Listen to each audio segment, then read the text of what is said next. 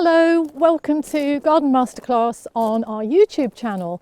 My name is Annie Guilfoyle and together with Noel Kingsbury we run the Garden Masterclass programme. This has been running for about 4 years. It's an educational programme and ordinarily we run events all over the British Isles and mainland Europe in gardens and nurseries, but this year of course we've had to do a lot of work online. And here we are in the beautiful garden of Derry Watkins, very close to Bath. And the reason we're filming here today is it's an unusual circumstance because Noel Kingsbury and myself are in the same country at the same time, and we thought this would be a really good opportunity to tell you about ourselves and what we do. So I'm going to hand over to Noel in a little while, but just so that you know a little bit more about us, I'm a garden designer. I live in West Sussex. I teach at Great Dixter, a very well-known and wonderful garden in East Sussex, and at West Dean. And for 18 years I was the garden design or the director of KLC School of Design. Since 2016, myself and Noel Kingsbury have been running Garden Masterclass. These are live educational events set in the most beautiful gardens, nurseries and other venues all over the British Isles and into mainland Europe. Our audience are generally from a professional capacity of garden designers, landscape architects and very keen garden owners. And we also produce pay-to-view webinars which are recorded, and you'll find those on our Vimeo channel, and if you just look up for Garden Masterclass you'll find them there. Hello, my name's Noel Kingsbury and I write about plants and gardens for books and magazines. I've also done a lot of research over the years, particularly into the long-term performance of garden plants. I've got a background though in adult education, and so I've always been really interested in how we communicate what we find out about plants to people involved in gardening and landscape. At the beginning of 2020 we had well over 30 workshops organised in Britain, Ireland, the Netherlands and one in France and one in Germany. And of course, with the COVID crisis, we had to cancel or reschedule the lot. So, thinking on our feet, we decided to do a 5 times a week broadcast for the global garden community. We did that for 2 months, and since then we've been doing it just once a week, every Thursday evening. All of those recordings then go onto our YouTube channel. And we've got many hours of great garden viewing.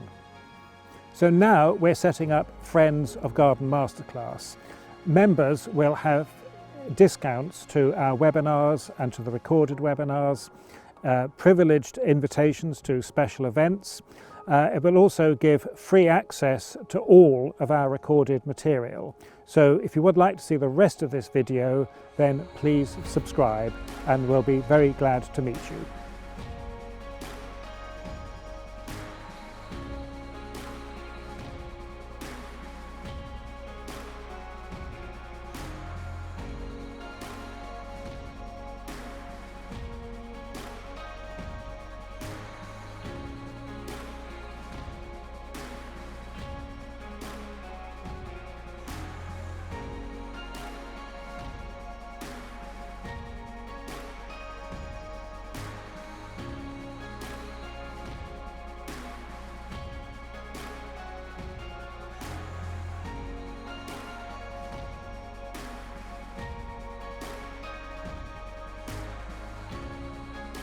Today we've got Bill Thomas, Executive Director of the wonderful Chanticleer Garden in Pennsylvania. Great. Good morning, Noel. We're just outside of Philadelphia, and the Philadelphia region has more public gardens than anywhere else in North America.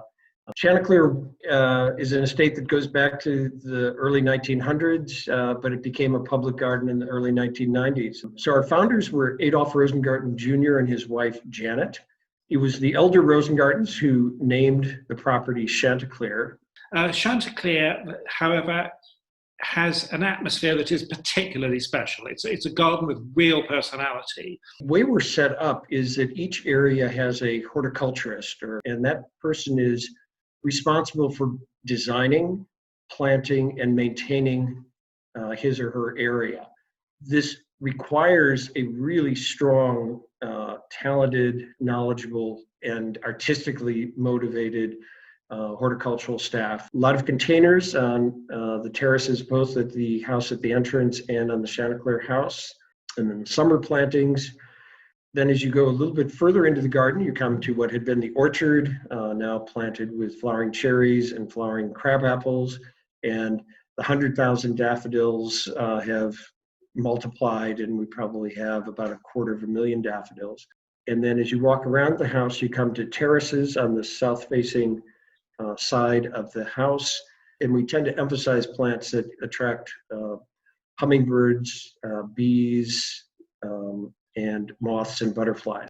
We also do floating flowers. We put in a pathway, an elevated pathway about 4 years ago to make it so it was accessible for everyone to get up and down the hill easily.